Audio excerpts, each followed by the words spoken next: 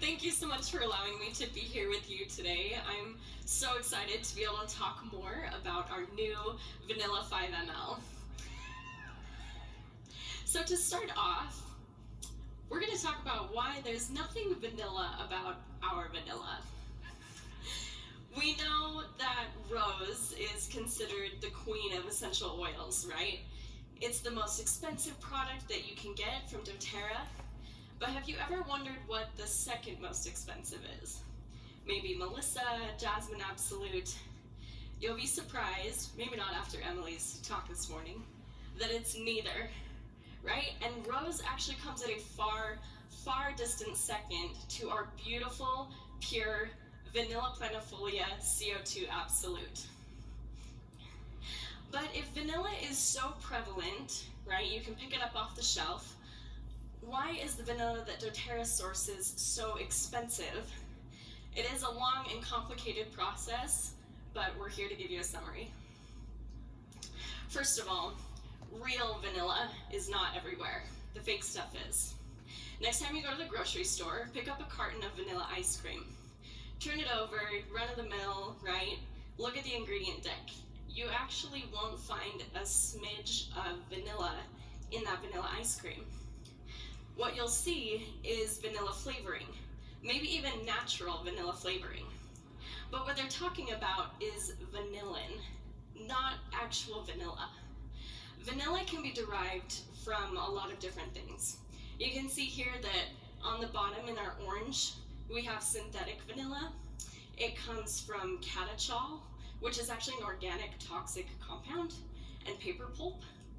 Natural vanilla can be derived from conifers, clove, turmeric, rice bran, but all of this takes a lot of fancy chemistry, a lot of time, and in the end it's not real vanilla. The only way to get vanilla from vanilla beans is, you guessed it, from vanilla beans. Now, as you've been learning, our cured vanilla bean production is a very long and complicated process. First, you have to grow the plants in the right conditions. Those flowers bloom once per year, one day a year, and have to be hand pollinated. Then you have to wait for the bean to mature, which takes about 9 months. After that, it's carefully harvested, sorted, and cured. And all of this adds up to a very exclusive and expensive product. Finally, there's the extraction and absolute process of the cured bean, which we'll dive into in a minute because it's crucial for dōTERRA's vanilla. So most of us are familiar with that grocery store vanilla, right? The stuff we use to bake cookies. It smells amazing and it comes in that clear bottle. But if you're like me and you've ever tasted it while you're baking, or maybe your kids came in and snuck a lick, you know that looks are deceiving. That vanilla does not taste good at all. And that's because it's the synthetic stuff. It's vanillin mixed with ethyl alcohol. And it's the stuff that's everywhere. It's really rare that you and me or normal people on the street have had the opportunity to experience real vanilla. Unless you're maybe a perfumer or a chef. That is, until now. That's because dōTERRA doesn't use vanilla flavoring or vanilla extract in their new vanilla 5 ml. What we use is called vanilla planifolia CO2 Absolute. Let me break that name down for you. So vanilla planifolia is the recognized species of vanilla that we source from our partners in Madagascar. You learned a little bit about that this morning. Our partners are doing this sustainably, and it's amazing. CO2 refers to the extraction process, also known as SFE in this case, which is supercritical fluid extraction. And that's used to pull all of the volatile and non-volatile components out of the vanilla bean. The absolute is another second process that extract goes through to remove the waxes. But we're going to take a step back before I dive even more deeply into that and talk about our other extraction processes. You've probably heard of distillation, either hydrodistillation or steam distillation. That's the most commonly used extraction method. We also have expression or cold pressing. That's what happens to a lot of the citrus oils. There's also hydrodiffusion, like we use for vetiver. And then there's solvent extraction, like with Jasmine Absolute. And finally, we have CO2. Each type of distillation or extraction interacts with the biomass in a different way and gives us a unique end product. Distillation typically targets and extracts those higher, more volatile compounds, which are known in the aromatic world as top notes. Solvent extract typically targets those middle heart notes in an oil or an aroma.